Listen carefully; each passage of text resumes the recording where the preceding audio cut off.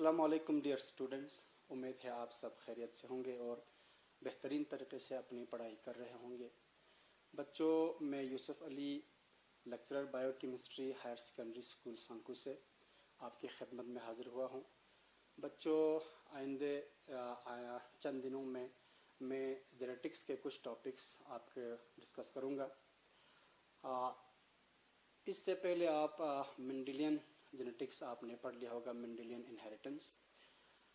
हम शुरू करने वाले हैं बच्चों मॉलिक्यूलर बेसिस ऑफ इनहेरिटेंस। इस टॉपिक के तहत कुछ सब टॉपिक्स आते हैं जो आपके सिलेबस में हैं। उनमें शामिल हैं पहला सर्च फॉर जेनेटिक मटेरियल, इसके बाद structure of DNA, structure of RNA, DNA replication, transcription, translation, इसके बाद लास्ट में regulation of gene expression. In topics में हम इंशाल्लाह आइंदा आने वाले चंद दिनों में बात करेंगे। होप आप कांटेक्ट में रहेंगे। ठीक है बच्चों, तो शुरू करते हैं आज के टॉपिक से। तो आज हम जो टॉपिक पढ़ने वाले हैं बच्चों वो है सर्च फॉर जेनेटिक मटेरियल। तो जेनेटिक मटेरियल की सर्च करने से पहले हम बताना चाहेंगे आपको कि ये जेनेटिक मटेरियल आखिर होता क्या है। बच्चों, जेनेटिक मटेरियल वो बायोमॉलिक्यूल हैं जिनमें कुछ ख़ास करैक्टरिस्टिक होती हैं। तो एक जेनेटिक मटेरियल को जेनेटिक मटेरियल क्वालिफाई करने के लिए कौन कौन से करैक्टरिस्टिक फीचर्स उसमें होना चाहिए हम आपको पहले वो बता देंगे, आप नोट कर देना। ठीक है बच्चों, तो पहला करैक्टरिस्टिक एक जेनेटिक मटेरियल में जो होना चाहिए बच्चों वो है कि ये जेनेटिक मटेरियल जो है स्टोर हाउस ऑफ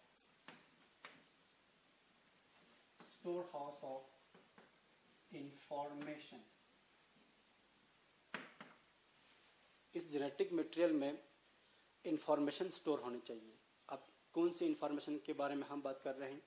वो इंफॉर्मेशन जो ज़रूरत पड़ता है सेल की स्ट्रक्चर और सेल की फंक्शन को रेगुलेट करने के लिए, वो सारे इंफॉर्मेशन एक जेनेटिक मटेरियल में होना चाहिए और उस इंफॉर्मेशन को हम जेनेटिक इंफॉर्मेशन कहते हैं।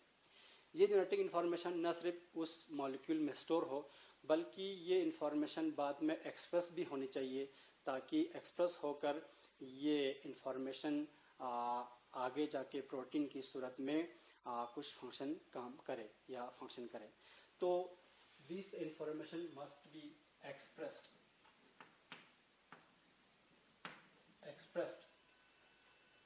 so that the structure and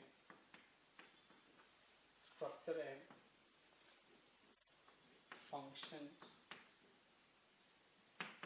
of cell is regulated या controlled।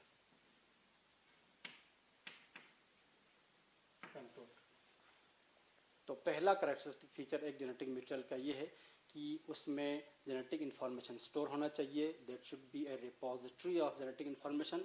That genetic information must then be expressed in the form of protein so that the protein functions in a cell and regulate the structure and activities of a cell and the body.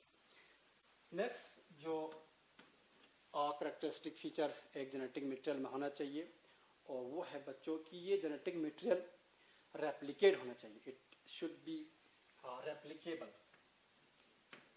It must be replicated. Replicated मतलब कि इसके replica बनना चाहिए, exact copies बननी चाहिए, ताकि ये जो जेनेटिक इंफॉर्मेशन है ये आगे जाके जब सेल डिवाइड होती है, एक सेल से जब दो सेल बनते हैं, ठीक, तो ये जेनेटिक इंफॉर्मेशन उस पेरेंट सेल से डॉटर सेल्स में पहुंचना चाहिए ताकि उन सेल्स की एक्टिविटी भी कंट्रोल कर सके। इसलिए जेनेटिक इंफॉर्मेशन रेप्लिकेट होना चाहिए, एग्जैक्ट कॉपीज बनने चाहिए so that these copies are transferred to the daughter cells and daughter cells जो है सही तरीके से फंक्शन कर पाए। अगर रेप्लिकेट नहीं हो पाया तो ये जो डॉटर सेल्स बनेंगे उनमें जेनेटिक मटेरियल नहीं पहुंचेंगे तो उसकी एक्टिविटी कंट्रोल नहीं हो पाएंगे, तो ये बाद में सेल सर्वाइव नहीं कर सकता। इसलिए दूसरा कैरेक्टरिस्टिक फीचर एक जेनेटिक मटेरियल में होना चाहिए वो है बच्चों कि ये रेप्लिकेट होना चाहिए, इसमें ये कैपेसिटी होना चाहिए कि ये रेप्लिकेट हो, इसके एग्जैक्ट कॉपीज बने, बिल्कुल एग्जैक्ट ट्रू कॉपीज बने। ठीक है। तीसरा जो कैरेक्टरिस्टिक फीचर एक जेनेटिक मटेरियल में होना चाहिए बच्चों कि इस जेनेटिक मटेरियल में म्यूटेशन की कैपेसिटी होनी चाहिए। म्यूटेशंस मींस एक ऐसा चेंज जो आगे इनहेरिट हो, इनहेरिटेबल चेंज इसमें आना चाहिए इस मॉलिक्यूल में, ताकि उस चेंज की वजह से, उस म्यूटेशन की वजह से इस जेनेटिक मटेरियल में वेरिएशन जनरेट होती है। और बच्चों आपको बता दूं वेरिएशन जो है लिविंग ऑर्गेनिज्म में ज़रूरी है, क्योंकि variation is the raw material for evolution. तो लिविंग ऑर्गेनिजम्स को इवॉल्व होने के लिए, ठीक, जो इन्वायरमेंटल कंडीशंस है उनके मुताबिक इवॉल्व होने के लिए, अडेप्ट होने के लिए, अडेप्टेशन के लिए उनमें चेंजेस होना ज़रूरी है। तो चेंजेस तभी हो सकता है जब वो उनकी डीएनए में, इनकी जेनेटिक मटेरियल में ये कैपेसिटी हो, क्या, म्यूटेशन होने का। आगे जाके लास्ट में हमको मालूम पड़ जाएगा कि डीएनए एक ऐसा मॉलिक्यूल है जो जेनेटिक मटेरियल है, हम उसी तक पहुंचने वाले हैं। ठीक है बच्चों, तो फिलहाल हम डीएनए को जेनेटिक मटेरियल नहीं मानेंगे। ठीक, अभी हम एक्सपेरिमेंट्स के बारे में बात करेंगे जो प्रूव करता है कि डीएनए ही जेनेटिक मटेरियल है। ठीक है बच्चों, फिलहाल आप ये मान लीजिए कि जेनेटिक मटेरियल का अभी कोई अता पता नहीं है, लेकिन जेनेटिक मटेरियल में कौन से खसूसियत होने चाहिए हम उसके बारे में बात करने वाले हैं। जो तीसरा खसूसियत, तीसरी कैरेक्टरिस्टिक फीचर जो एक जेनेटिक मटेरियल में होना चाहिए बच्चों, वो है कि इसमें ये कैपेसिटी हो कि ये रेप्लिकेट हो, इसके एग्जैक्ट कॉपीज़ बने, ताकि ये एग्जैक्ट कॉपीज़ डॉटर सेल्स तक पहुँचे और डॉटर सेल्स की एक्टिविटी या आने वाले सेल की जो जनरेशन है उन सब तक ये कॉपीज़ पहुँचे और हर सेल सर्वाइव हो। ठीक है बच्चों। फोर्थ जो कैरेक्टरिस्टिक फीचर है जेनेटिक मटेरियल का, वो है बच्चों कि ये स्टेबल हो। ये जेनेटिक मटेरियल क्या हो? तीसरा कि ये स्टेबल हो,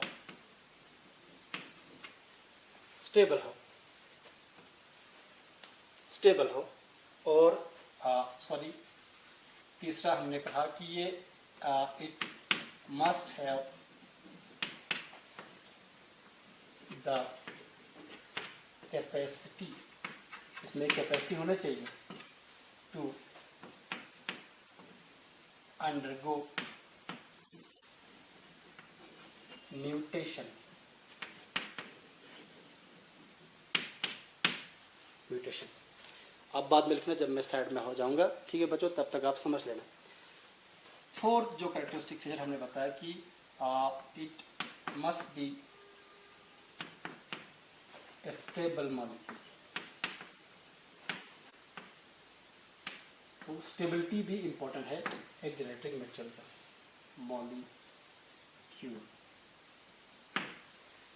और भी कैरेक्टरिस्टिक फीचर हम ऐड कर सकते हैं, लेकिन फिलहाल यही चार आप याद रखना कि एक जेनेटिक मटेरियल में कौन कौन से खसूसियत होने चाहिए। ठीक है बच्चों, मैं फिर एक बार रिपीट करता हूँ। जेनेटिक मटेरियल की कुछ कैरेक्टरिस्टिक्स होना चाहिए। अगर ये कैरेक्टरिस्टिक फीचर किसी मॉलिक्यूल में हो तो वो क्वालिफाई करता है एज ए जेनेटिक मटेरियल। तो store house of information that is expressed so that the structure and functions of cell is regulated. It must be replicated. ये replicate होना चाहिए। ठीक है। It must be, हम कहेंगे replicable, ये replicable होना चाहिए। Third characteristic feature, it must have the capacity to undergo mutation. Fourth, it must be a stable molecule. ये कुछ characteristic feature हैं जो एक जेनेटिक मटेरियल में होना चाहिए। अब सीधा हम आ जाएंगे कि जेनेटिक मटेरियल की सर्च कैसे हुआ। बच्चों मेंडेलियन इनहेरिटेंस आपने पढ़ी है। ग्रेगर जोहान मेंडल 1866 में ग्रेगर जोहान मेंडल ने ये सजेशन दी थी कि लिविंग ऑर्गेनिज्म में जो करैक्टर्स है वो ट्रांसमिट होता है नेक्स्ट जनरेशन में।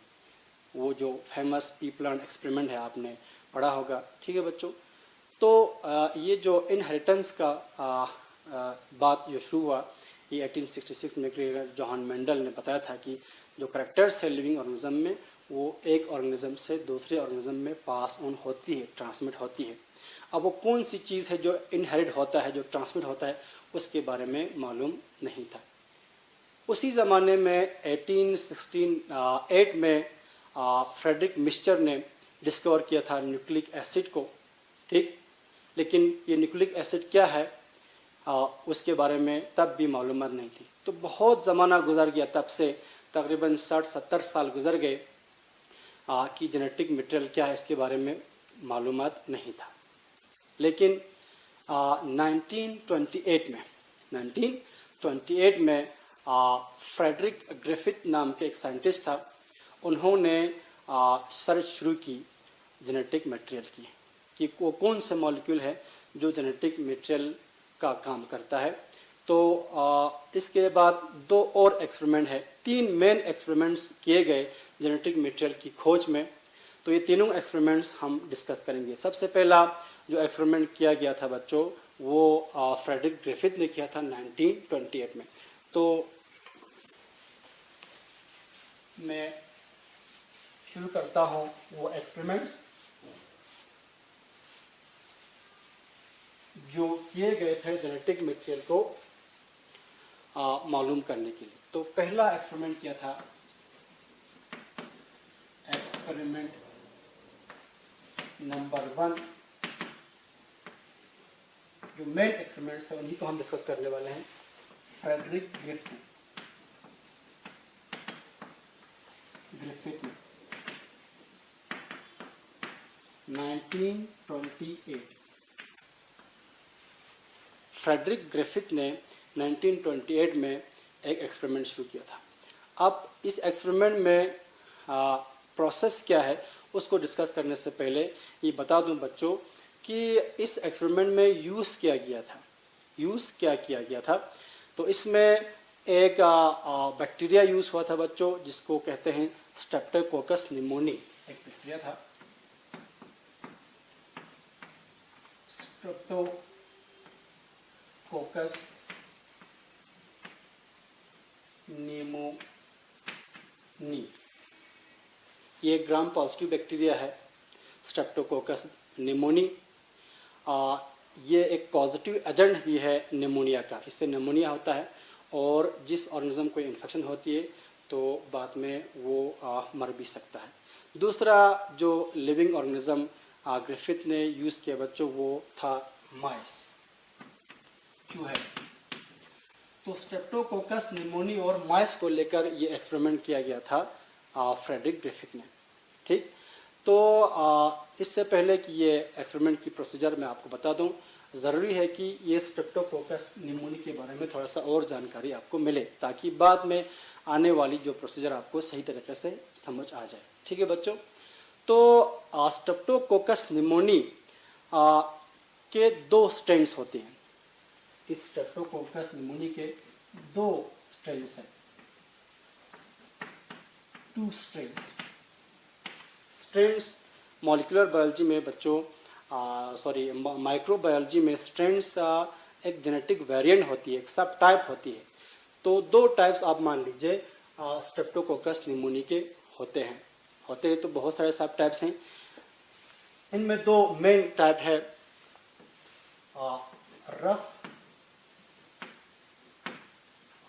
रफ स्ट्रेन, जिसको शॉर्ट में हम आर से डिनोट करते हैं, आर से रफ। दूसरा है स्मूथ या शाइनी स्ट्रेन, जिसको हम डिनोट करते हैं, दिखाते हैं एस से। एक स्ट्रेन को रफ स्ट्रेन कहलाता है, दूसरे स्ट्रेन को स्मूथ स्ट्रेन कहलाता है। तो इन 2 स्ट्रेन्स में फ़र्क क्या है? इन 2 स्ट्रेन्स में फ़र्क ये है बच्चों कि जो रफ स्ट्रेन है, इसके सेल वॉल के बाहर इसके सरफेस पर जो है पॉलीसेकेराइड के एक लेयर होता है, वो इसमें नहीं होता। लेकिन स्मूथ में, जो स्मूथ स्ट्रेन है, उसके सरफेस पर, सेल वॉल के बाहर आउटर सरफेस पर एक स्मूथ लेयर होती है म्यूकोपॉलीसेकेराइड की, स्मूथ लेयर ऑफ म्यूकोपॉलीसेकेराइड या म्यूकस लाइक पॉलीसेकेराइड। म्यूकस होती है, इसको कहते हैं पॉलीसेकेराइड। एक कार्बोहाइड्रेट होती है पॉलीसेकेराइड, म्यूकोपॉलीसेकेराइड। इस म्यूकस लाइक पॉलीसेकेराइड, म्यूकोपॉलीसेकेराइड की प्रेजेंस की वजह से इसके सरफेस जो है वो शाइनी और स्मूथ दिखता है, इसीलिए इस स्ट्रेन को नाम दिया है स्मूथ या शाइनी स्ट्रेन या एस स्ट्रेन। दूसरे स्ट्रेन में ये जो म्यूकोपॉलीसेकेराइड है वो नहीं होता, वो एब्सेंट होता है। उस एब्सेंस की वजह से इसके सरफेस जो है वो रफ दिखता है, इसकी वजह से इसको रफ स्ट्रेन कहलाता है। तो जो आर स्ट्रेन है इसमें पॉलीसेकेराइड नहीं है और जो एस स्ट्रेन है उसके सरफेस पर म्यूकोपॉलीसेकेराइड है। अब इस म्यूकोपॉलीसेकेराइड की होने न होने से क्या फर्क पड़ता है बच्चों, ये बड़ा इंपॉर्टेंट पॉइंट है यहाँ पर। इस म्यूकोपॉलीसेकेराइड की प्रेजेंस से, इस म्यूकोपॉलीसेकेराइड को हम कैप्सूल भी कहते हैं, कैप्सूल भी कहते हैं इसको।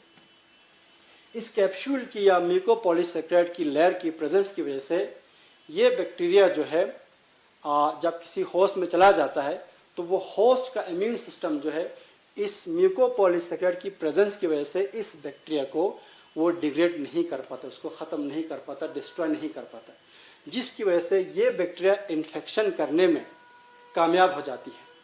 मैं फिर से दोहराता हूँ, जो एस स्ट्रेन है उसके सरफेस पर म्यूकोपॉलीसेकेराइड है जिसको हम कैप्सूल भी कहते हैं। इस कैप्सूल की प्रेजेंस की वजह से ये बैक्टीरिया जो है वो रेजिस्टेंट हो जाती है, इस पर होस्ट की इम्यून सिस्टम का कोई असर नहीं होता, वो इसको डिस्ट्रॉय नहीं कर पाता, जिसकी वजह से ये आसानी से इन्फेक्शन कर सकता है। इसी इन्फेक्शन करने की वजह से, ठीक, इन्फेक्शस होने की वजह से इस स्ट्रेन को हम वायरुलेंट स्ट्रेन भी कहते हैं। It is virulent, virulent strain. Virulent means infectious भी आप कह सकते हैं। ये इन्फेक्शन आसानी से फैला सकता है, वजह आपको मालूम है, इसलिए क्योंकि इसको डिग्रेड नहीं कर सकता, इसको डिस्ट्रॉय नहीं कर सकता होस्ट की इम्यून सिस्टम।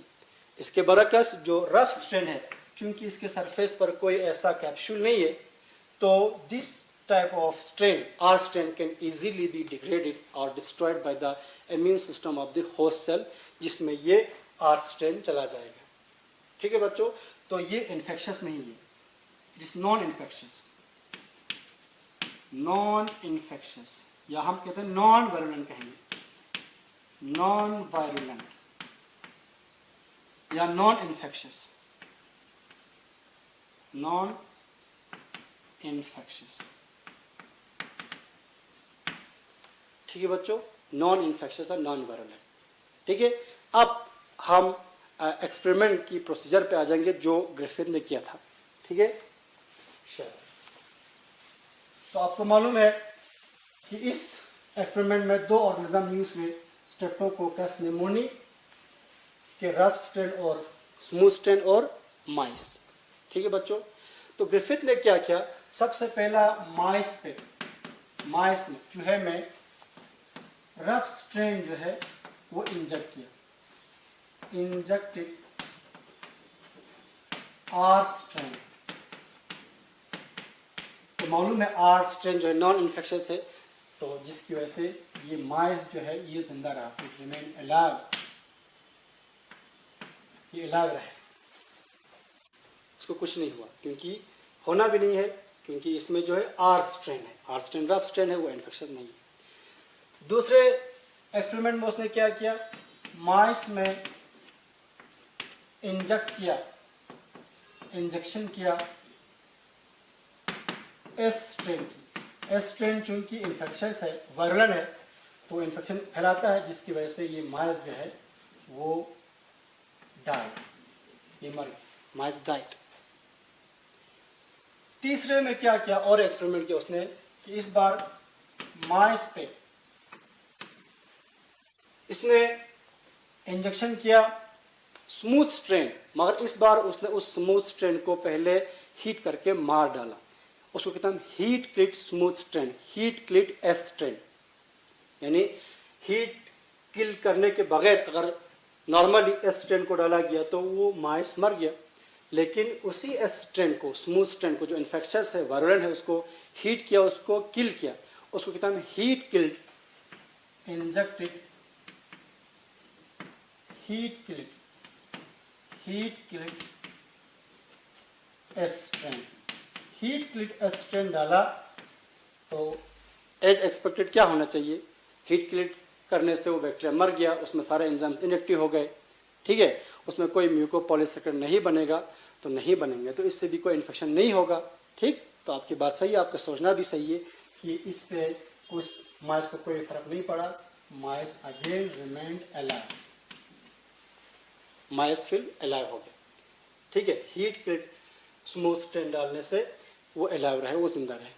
नेक्स्ट क्या किया, ये बड़ा इंपॉर्टेंट स्टेप है, जो चौथा स्टेप है, उसने माइस में इंजेक्ट की, माइस में इंजेक्ट किया।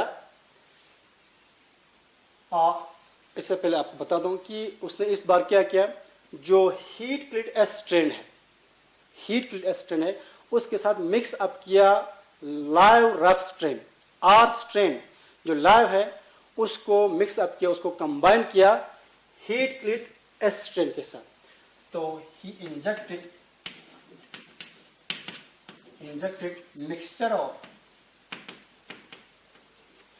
mixture of live R and heat killed, मैं H के लिखता हूँ, heat killed स्ट्रेन, ठीक। तो होना क्या चाहिए आप सोच लेना खुद, ठीक है। क्या होगा, हीट किल्ड स्ट्रेन ने अभी अभी हमने इंजेक्ट किया था, उससे कोई फर्क नहीं पड़ा था। लाइव आर स्ट्रेन भी हमने इंजेक्ट किया था, उससे भी कोई फर्क नहीं पड़ा था पहले, इस और इसमें। इन दोनों के मिक्सर से भी कोई फर्क नहीं पड़ना चाहिए और माइस जिंदा रहना चाहिए, ये हमारा एक्सपेक्टेशन है। लेकिन to the astonishment of Griffith, ठीक है, अमेजिंग रिजल्ट ये आ गया कि वो माइस जो है वो मर गया, डाइड, डेड माइस डाइड। इस पर हैरानगी हो गई कि वो ये कैसे जिंदा रहा, सॉरी ये कैसे मर गया। हालांकि एस स्ट्रेन जो वो हीट किल्ड है, ये तो आर जो है वो रफ है, वो वैसे भी नॉन इन्फेक्शस है, तो इन दोनों की कॉम्बिनेशन से कैसे मर गया। तो इस पर उसने ये कंक्लूजन निकला कि कुछ तो है, कुछ मटेरियल तो है जो हीट किल्ड एस स्ट्रेन से चला गया है रफ स्ट्रेन में, और उस रफ स्ट्रेन को ट्रांसफॉर्म किया है स्मूथ स्ट्रेन में, और वो स्मूथ स्ट्रेन की वजह से ये माइस जो है मर गया है। तो उस मॉलिक्यूल को उसने कहा बच्चों ट्रांसफॉर्मिंग प्रिंसिपल। ये पता नहीं चला उसका केमिकल नेचर कि वो है क्या, लेकिन इतना उसने ये कंक्लूजन निकाला कि कुछ तो है जो हीट किल्ड स्मूथ स्ट्रेन से चला गया रफ स्ट्रेन में, और उस रफ स्ट्रेन को कन्वर्ट किया या ट्रांसफॉर्म किया स्मूथ स्ट्रेन में, जिसकी वजह से वो माइस मर गया। अब आगे के एक्सपेरिमेंट में हम बात करेंगे कि वो क्या चीज़ था, वो ट्रांसफॉर्मिंग प्रिंसिपल जो नाम दिया था ग्रिफिथ ने, वो क्या चीज़ था, उसकी केमिकल नेचर क्या है, ठीक है बच्चों। इंशाल्लाह आगे आने वाले लेक्चर में हम उस पर बात करेंगे। Thank you very much.